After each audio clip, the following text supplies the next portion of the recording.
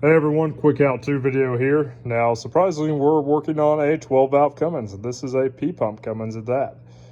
This truck's got a couple issues. The owner had no fuel plate in the P7100 pump, and it said that it started shooting flames out the exhaust. So we're still trying to troubleshoot it. Probably an ejector timing issue. However, we've gone in and done a compression test, and I just realized there's not a ton of these videos out here. So first off, to do a compression test on a 12 valve is a little bit different. On all Cummins, it's a little bit different than some of your other engines like your Duramax, your Power Strokes. And that is that you have to remove the injectors to do it. Why? Because Cummins don't have glow plugs. They have grid heaters, which are right here. Generally, on any 12 valve, usually anything over 380 PSI is good.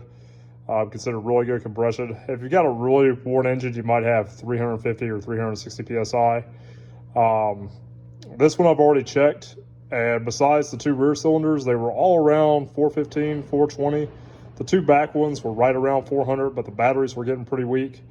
I'm in a garage right now, so I can't really get my service truck to it to put a charge on those batteries. But as slow as it was cranking to see 400 on those rear cylinders, I felt pretty confident they're right on par with 415, 420. And they only had about a 3 to 5% deviation between all of them. Like I said, they were between like 415 and 425 for the most part. I think one was creeping towards 430, but that's pretty good compression. But what you're going to need to do on this, you're going to need something that looks like this. It looks just like an injector, surprisingly. You're also going to need a 15/16 socket to get these caps off. And then you're going to need a set of strong vice grips to grab right here on the sides. Do not grab the threads. I don't know how well you can see this, but there are flat spots on both sides of the injector. Take your vice grips, grab right here, twist, wiggle, do whatever you need to. They'll generally pop out. Now, in the event that you cannot get them out, what you could do, and I do this at your own risk, these little lockdown nuts that go into the actual cylinder head. As I'm backing them out, you can tell there's a lot of threads. If you have one that is really stuck, especially on the back cylinder there, you could take this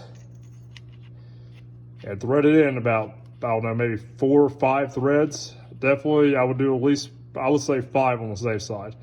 And crank it over. A lot of times what will happen is that injector will pop up like that, and you can tell it's up because then you can spit it in the hole.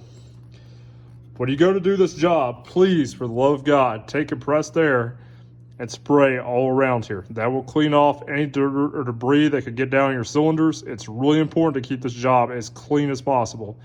You don't want junk going down into those cylinders, and you get a lot of rust and grime built up on the top of this. If you can pressure wash it beforehand, it's not a bad idea. But definitely clean all that out the best you can, whatever method suits you.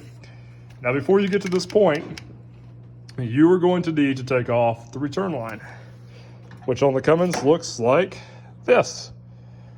What they also have is on both sides of this fuel rail, or this return rail, are these awesome little U copper washers.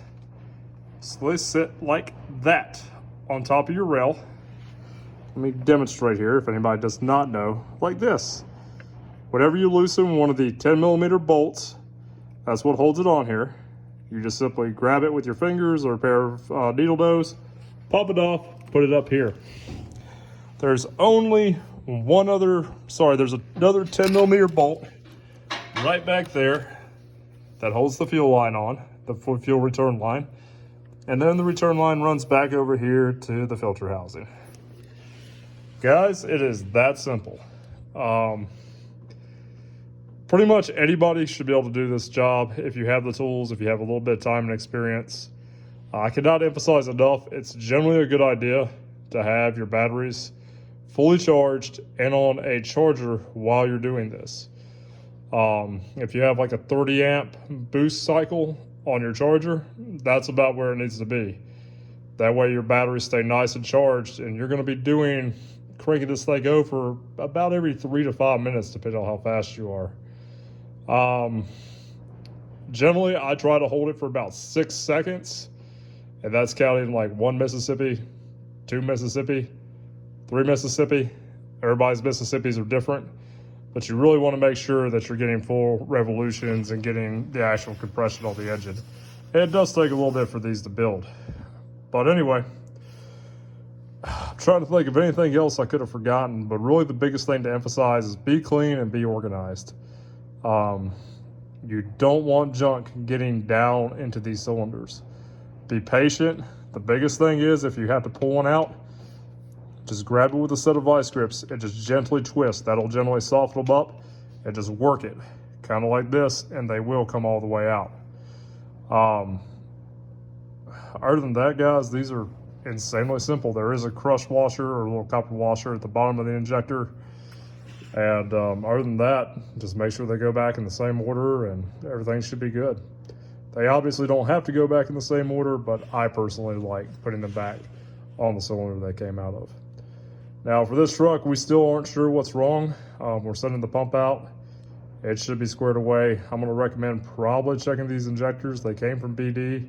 They're not that old, and we're probably gonna pull the front timing cover and make sure that everything is 100% in there, because once again, he said he was driving, it was popping and throwing flame out the exhaust. But the good news is, with 400 PSI across all the cylinders, obviously he doesn't have a hole in a cylinder. We've already pulled the valve covers. Valve latch is a little bit loose, but not crazy. We're gonna tighten that down. But yeah, this is a pretty cool truck. If he gives me permission, I'm gonna show it some more on the channel. And hopefully we'll have some updates for you next time. As always, be safe. I hope this helps somebody out there. Quick, fast, and to the point. Once again, 5/16 deep well socket, 10 millimeter, 12 millimeter compression tester for a diesel, because it's going to should read at least 500 PSI. And be clean, compressed air or pressure washing. Real simple, guys. As always, be safe. Take care of yourselves all the way.